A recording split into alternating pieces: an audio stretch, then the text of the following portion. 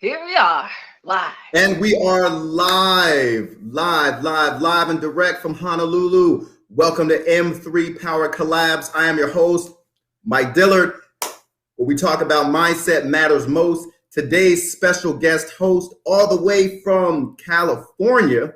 Let me make sure I'm saying this right, please. It's Miss Shai Lachelle Wilson Crumpler. Am I saying that right? You said it perfectly, better than most, yes. Okay, thank you. I was studying all night to get that right, so I'm very glad to hear that. Hey, so welcome so much. So I just want to give everybody a very quick intro, right? So for those of you that are not familiar with the show, we always keep it real, we keep it live, interesting, and just very simple, right? So we always talk about three elements. So there's always the element of the struggle. You see this person now, they're so successful, right? They're on top of the mountain, but they weren't always like this, right? So there was an element of struggle. We're going to talk about that. Then we're going to talk about the element of success, like boom, how did they go from the valley to the mountaintop? And then we always talk about the strategy. If there's one or two strategies that they want to share with you all, you know, they're more than welcome to do that. So that's the show. So, you know, Shai, so you are a fashion model, an actress, right? A video content producer. I mean, that's what you do. Like, tell us about yourself. Who are you? Like, who is Shai? Who is Shai? Well, I'm originally from San Jose, California. I've been in LA for 8 years. So that's where I grew up. And I just love growing up. I was always living with my grandparents, so a lot, and my great grandparents. So the old school really instilled a lot of values in me, a lot of morals.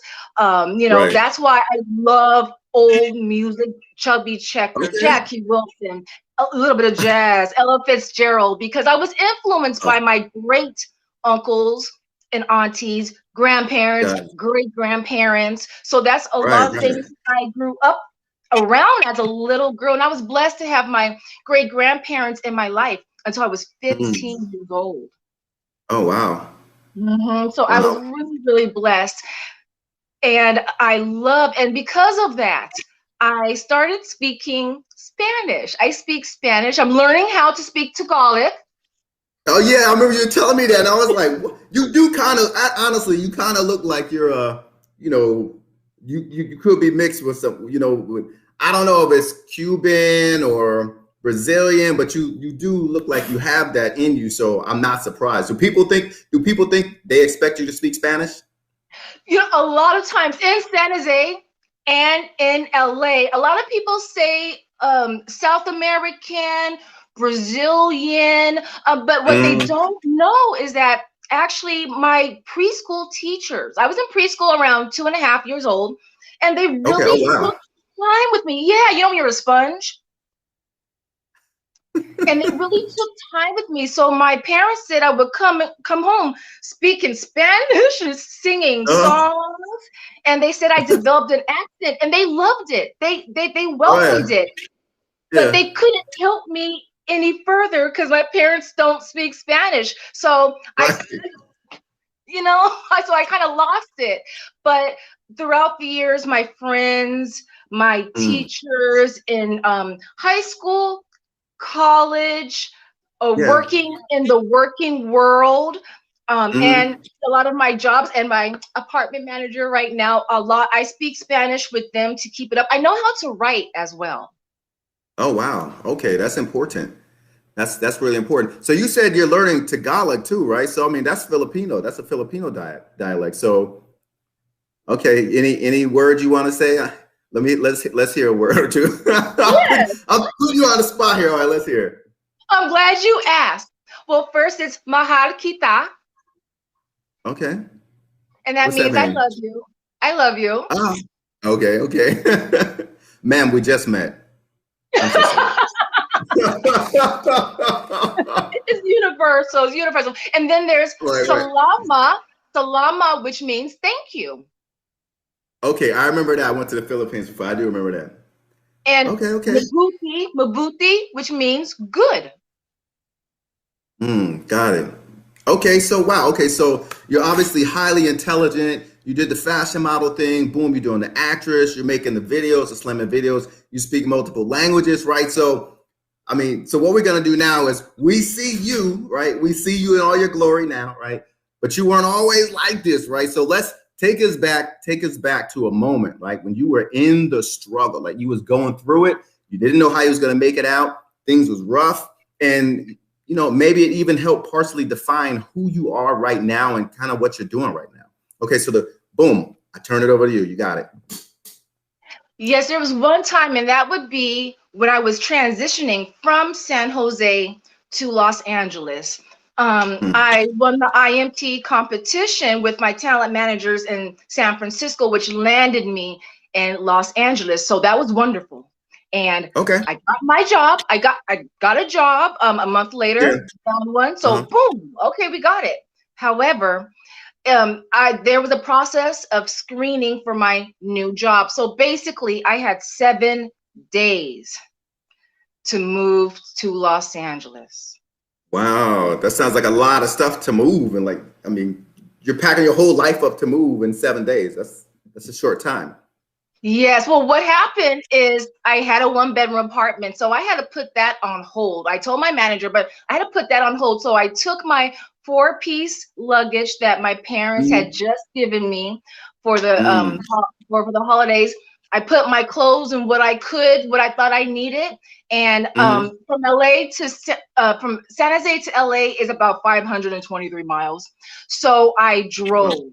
And this is all by myself. And at the time I had a stick shift, drive a stick shift for a very long time. I took my test in a stick shift. So I drove my car all the way to Los Angeles. Now I didn't know where I was going to live, stay, rent.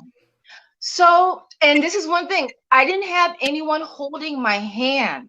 I had no welcome wagon saying, okay, well, this is where you move. LA is like this. You don't want to go over here. You want to do this. It was trial and error, sink and swim. Like, if you don't make it, oh, well, Shai. I mean, I had no one helping me. No one I know in my family has ever been. Everyone in San Jose thinks Los Angeles is Disneyland. Oh, the city of gold, and all this. Yeah, people do think that, right? Yeah. So I was in I was in a motel. That's where I finally had to live. In the midst of being in LA the first year, because sometimes a motel won't let you stay there over 30 days. It's some type of rule. So basically, I stayed at one motel. It was close to where I worked. Now I worked nights because I wanted to hit the auditions during the day. So that was great. But I was coming home at 2:15, 2:30 a.m. at some motel. I didn't, and another thing, me coming to LA, I'm still like this. I have rose-colored glasses. I don't care where I am. Like, I love it. Right. I love it. I'm here. But little by little, I've been here for a few years, but after a year or so, when I really knew what LA was about, I could have got my neck slit. And I'll tell you why. I came home, like I said, 2:30 at night, worked 5 days, full time, sometimes 6 days. So I was working full time. And I would come home just looking like Diana Ross. And there was a bad element there. And I remember one time, the managers, first of all, was really, really nice. They gave me a new mattress, and they did something with my doorknob. Good thing they did. Because one time I came home, and someone had fidgeted with the doorknob. Now, they were able to remove the doorknob from the outside of my apartment. I mean, the outside towards the corridor, but they just couldn't fidget it to break it off to get into the inside. And I did have a laptop. I had all of my stuff. Maybe I had some money there. And and one time I remember going to work at 7 or 6, okay, during the daytime. And I turn the corner and I see a transaction going on. And and I remember seeing it. I remember just walking. I said, okay, if I keep my head down because it's over here. And if I keep my head down and I go like this and I don't see them and they see that I don't see them, then I'll be okay. And I was like, oh my goodness. And that's when it was really like, where do I live? But of course, you know, again, I had no one telling me. I mean, even to this day, like my parents don't know. You know, my parents don't know. They knew I was at like a hotel, but it's like, no, it's really a motel. And it was just an element like that around me. So that was my struggle. And then I remember one time coming back from San Jose, and I was taking care of my apartment, and my radiator on my car busted, and I was stranded on the 101 in LA. I got to LA. There was a nice couple that helped me, and later on, later it was during the day. Good thing it was during the day. And later on, I got it fixed, but I just remember being so close, and I'm just so close, and then boom, my radiator just, you know, bursts, and I'm just like, oh, another setback. So I mean, I did that for about 8 or 9 months in this. Oh wow. Yes, 8 or 9 months in this motel, putting a hood over my head, running up to the motel so no one would see me, you know, so I would be safe. Look, we're laughing about this now, right? But this is not, it's really not a funny matter, right? I've lived it when I had no money and stuff. I lived in a seedy area too, where transactions was going on. It was behind a radio appliance store. It was real shady. It was scary, right? So I get what you're saying. We can laugh about it now, but I'm sure at the time you wasn't laughing. You was like, man, I don't want people to see me. You know, they might mistake me for a lady of the night or something. You know what I'm saying? Like, you just don't know, right? Yeah, it's just, that's real.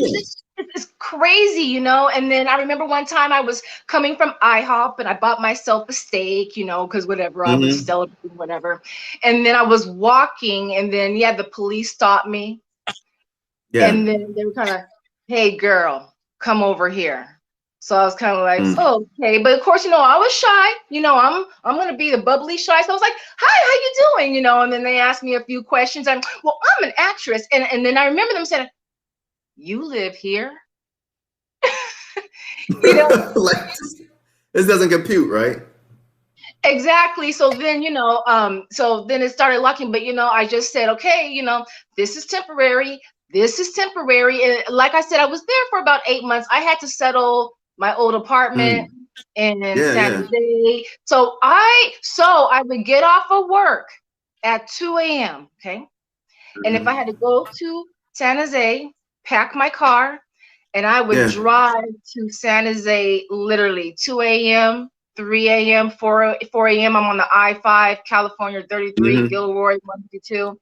And I would get to San Jose probably like early in the morning around 8 or 9. And that's another thing, you know, to keep going over the grapevine. Because it's, if you're familiar with the grapevine, it's nothing to mess with when you're, you know, going up the grapevine in such a late night. What is that, the grapevine? What is that? I don't know what that is.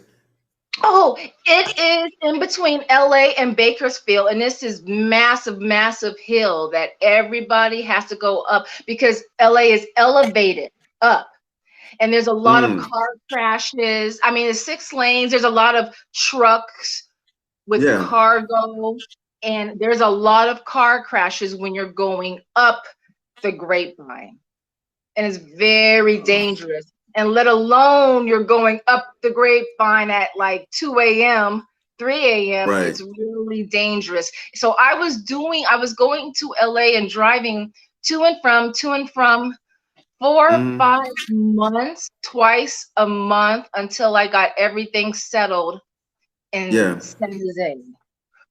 So let me ask you this, because this is what's occurring to me. So I mean, I listen. I mean, obviously I can see you, and then I can hear you and what you're saying. And obviously you're educated and you have mannerisms and all. So, I mean, I'm sure you were brought up in a certain type of home. Like, you know, I don't think you was brought up in a lower socioeconomic background. I mean, correct me if I'm wrong, but you strike me like you came from a particular type of home where you were cared for and brought up. It was loving and nurturing and respect. And so, you know, the culture shock is real. So, you know, when you go from that to where you ended up going, right? I mean, yeah, your mind was blown, right? You had no idea, like, you shouldn't be in this area or that area. You're just like, it's all good. I'm happy and everything's good, so I'm okay, right? Yeah, and part of it was like, I don't judge. I know why I'm here in Los Angeles, Right. and hey, you're gonna see the good, the bad, and the ugly. Yeah. But yeah, but yeah, at first I just thought like, and I'm still surprised when I drive around and I see different Mm. areas. But yeah, what you see on TV is Yeah, a yeah. lot different than what you see. That's what blows my mind. Even some It's nice vastly areas. different.